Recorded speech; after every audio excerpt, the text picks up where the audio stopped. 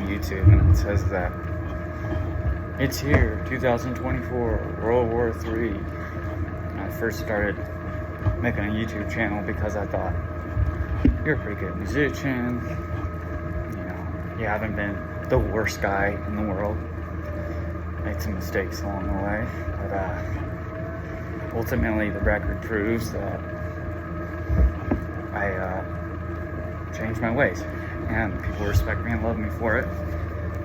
Not a quitter. My unit never went to Iraq or Afghanistan.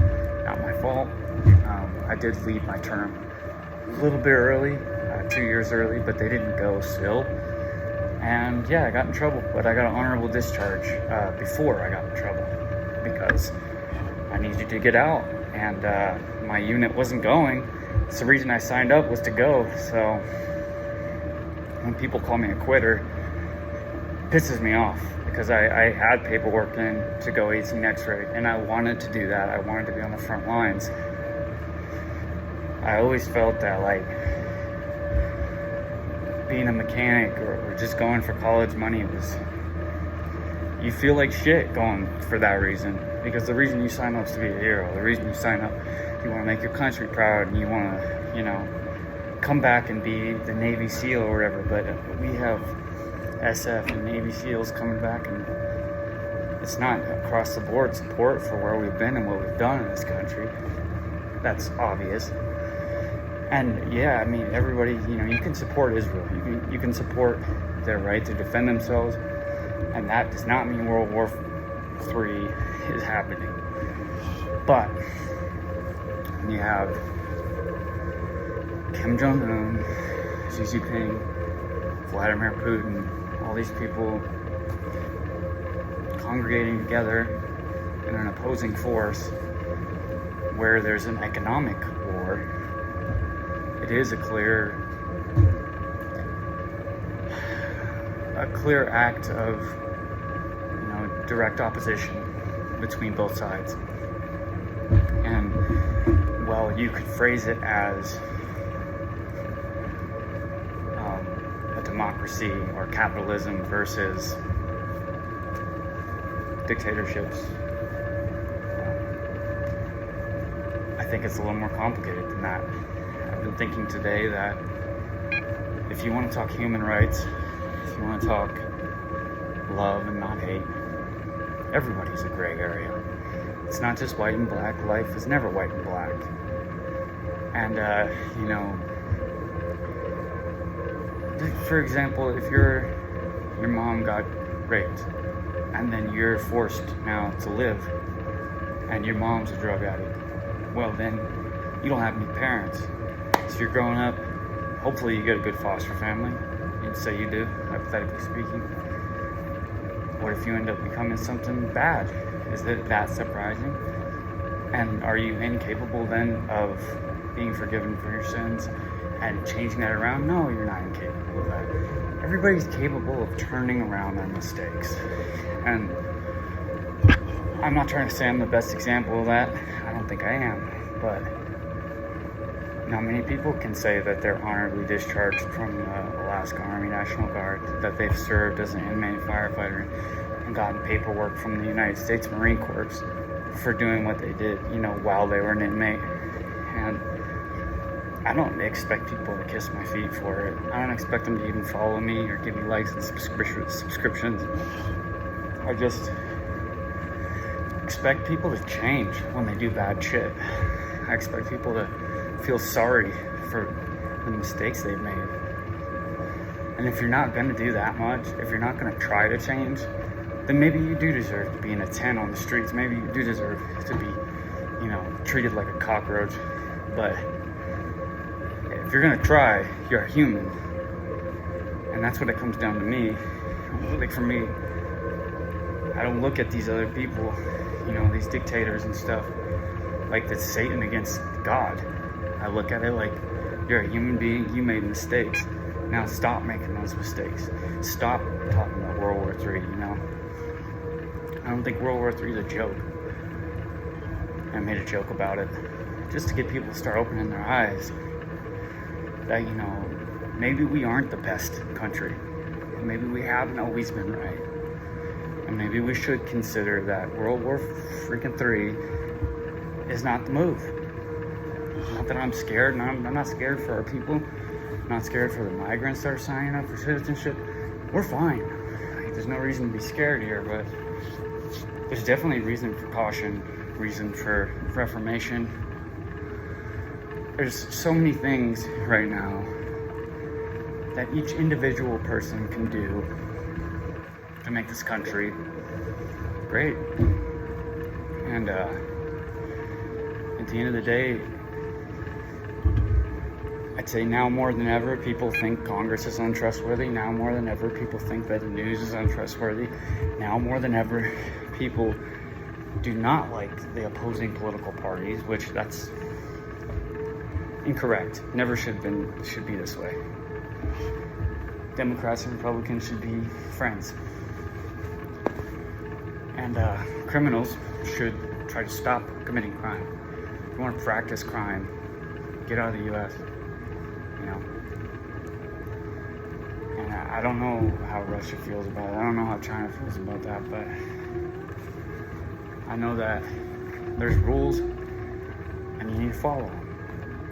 And here in the U.S., from my experience, it's not too much to follow. So don't give up. Don't make excuses for yourself. Some of the worst enabling will happen from your own mind. Your own mind telling you, bitch out, quit again. You know.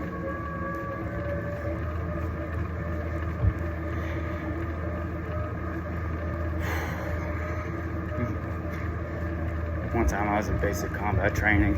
I've told this story before, but I like it. So, you get a battle buddy. You're never supposed to leave your battle buddy. You know, never be anywhere alone is the idea, because in war, you can't be alone. You gotta have somebody to account for you and your stuff. So, long story short, I had to take a shit. We're like halfway through basics, maybe 4 weeks in. Things are starting to get a little easier. Not that easy, but a little bit. And they call it formation out of nowhere. So,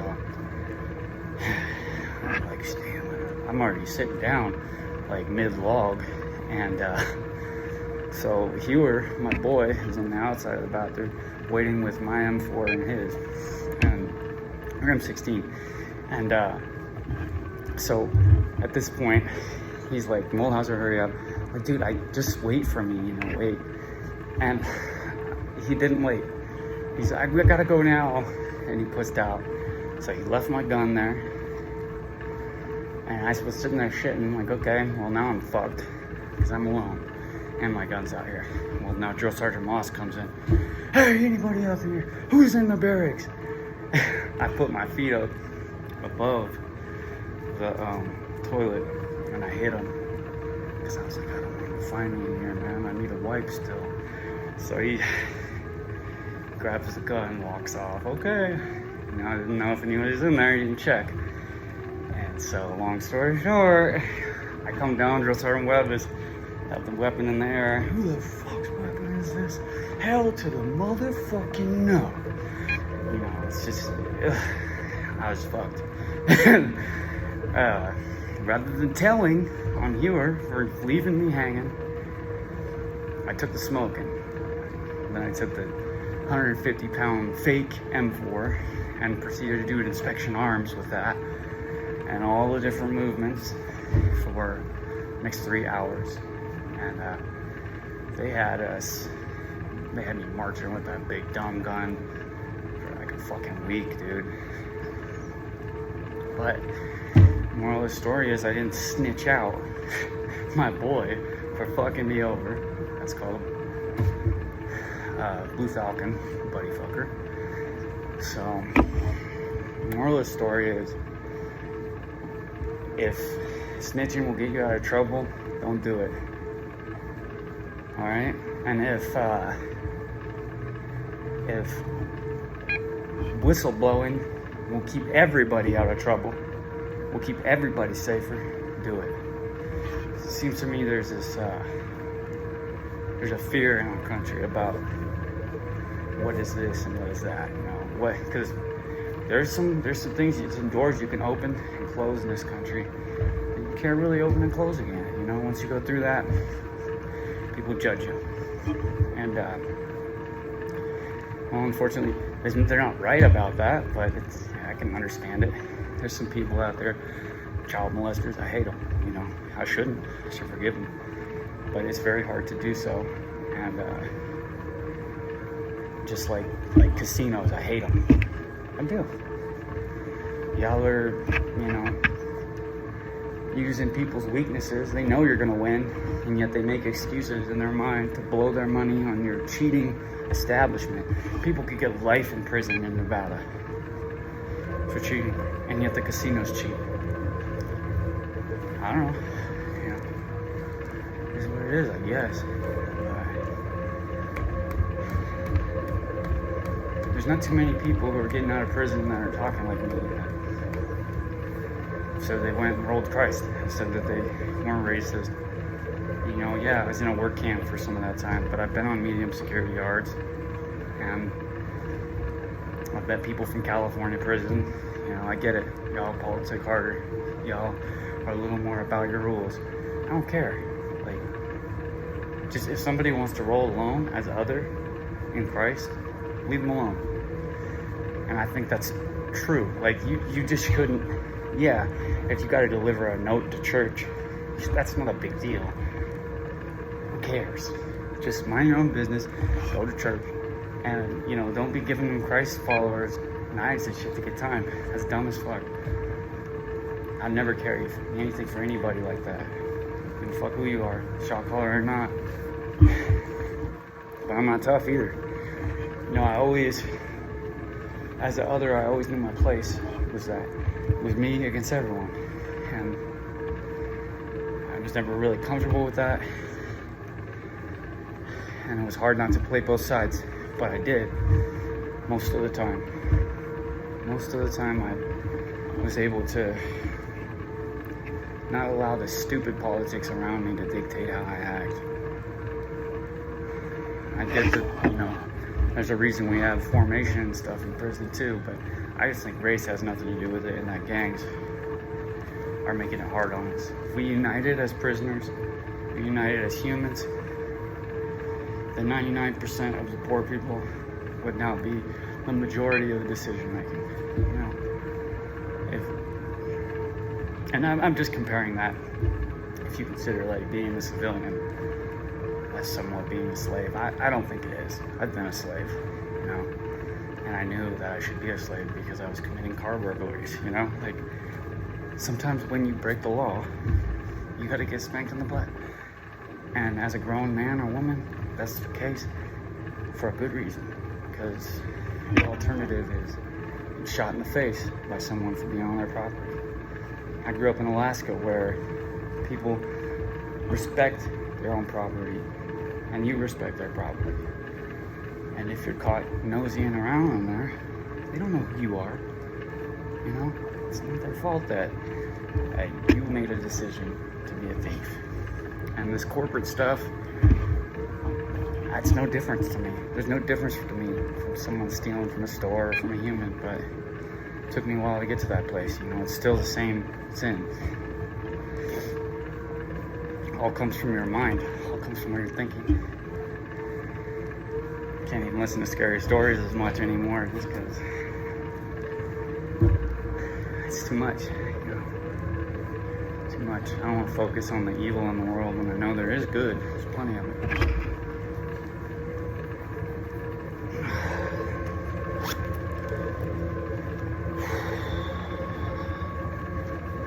Yeah. My dad was a Marine. Army guard. I should have went Marines, but I still think that Army is a real great choice.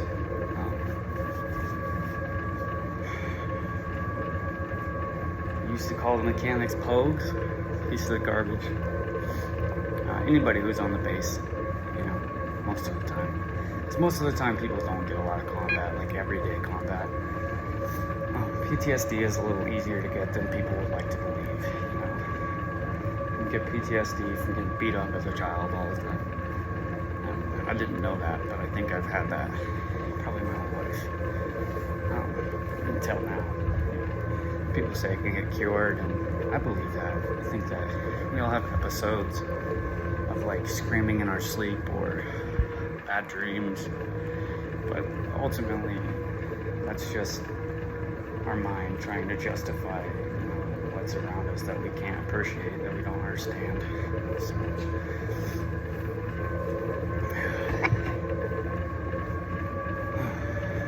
distance 3.5 miles. So yeah, another thing, like I made the joke that America had lost World War III. And my joke, the root of it is that we're already losing economically. And that's what I meant. It's like we're already lost. There's no reason to go fight now. There's no reason to go kill everybody. Because we're all gonna die if that happens. Like the amount of power and war it's simply not a good idea to have a world war. And I think we should abolish that. I think the UN should be able to have sanctioned war. Really. If you wanna have war, you gotta go through the UN. And the UN needs to be ruled by every single different type of nation. And freedom should be the world, not America. And we're not the world police. We're just one of the characters in this movie called Earth. A bit of wisdom.